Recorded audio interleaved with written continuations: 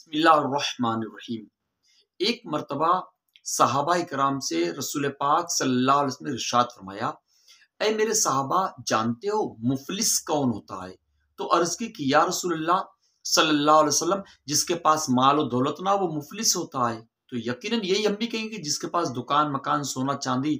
Cash نہ وہ مفلس ہوتا ہے۔ لیکن ہمارے آقا مدینے والے مصطفیٰ صلی اللہ علیہ وسلم ارشاد فرماتے ہیں کہ میری امت میں مفلس وہ ہے جب وہ میدان محشر میں آئے تو اس کے پاس نماز بھی ہو، روزے بھی ہوں، حج بھی ہو، عمرہ بھی ہو، زکوٰۃ بھی ہو، تلاوت قرآن پاک بھی ہو اور بھی بہت ساری نیکیاں ہوں، لیکن اس نے دنیا میں بدلے میں کسی کا دل دکھایا ہو،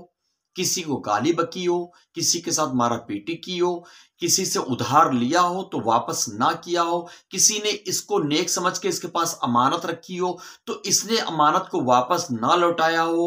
یا کسی کی زمین پر قبضہ کیا ہو، تو یہ مفلس ہوتا ہے۔ میدان محشر میں جب یہ نیکیاں لے کر آئے گا تو ساتھ میں ان لوگوں کی لائن بھی ہوگی جن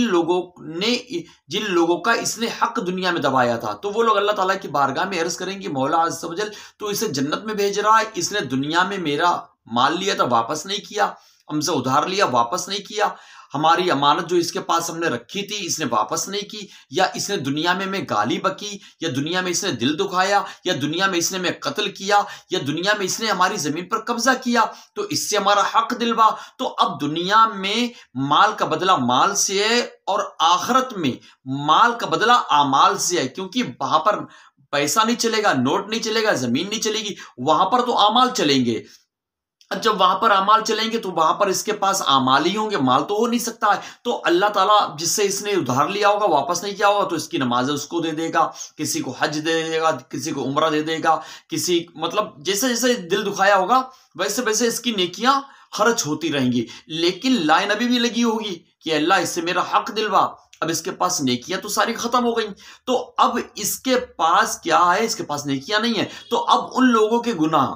جن لوگوں نے اس کو کچھ دیا تھا بدلے میں اس نے واپس نہیں کیا تو ان کے گناہ اللہ تعالیٰ ان کے سر پر ڈال دے گا، اس کے نیک آدمی کے سر پر ڈال دے گا، جیسے کہ کسی کی زمین پر قبضہ کیا تھا تو اب زمین پر جو قبضہ کیا تھا اب اس کے پاس نیک عمل نہیں کہ نیک عمل دے کے اپنے آپ کو بچا لے، تو اب اس زمین والے کے جو گناہ ہوں گے وہ اس کے سر پر ڈالے جائیں گے، جس نے گالی سنی ہوگی اس کے گناہ اس کے سر پر ڈالے جائیں گے، جس نے مار کھائی ہوگی یا تو اس کے گناہ اس کے سر پر ڈالے جائیں گے، تو اس حالت میں اس کو جہنم میں داخل کر دیا جائے گا۔ تو اب بے شک نماز پڑھنا اچھی بات ہے، روزے رکھنا، زکوٰۃ دینا،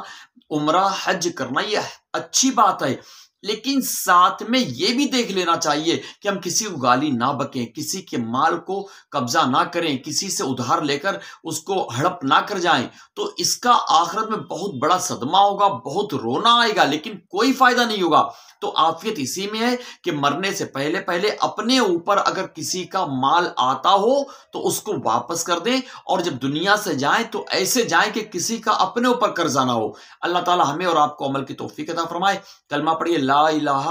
الا اللہ محمد الرسول اللہ صلی اللہ علیہ وسلم۔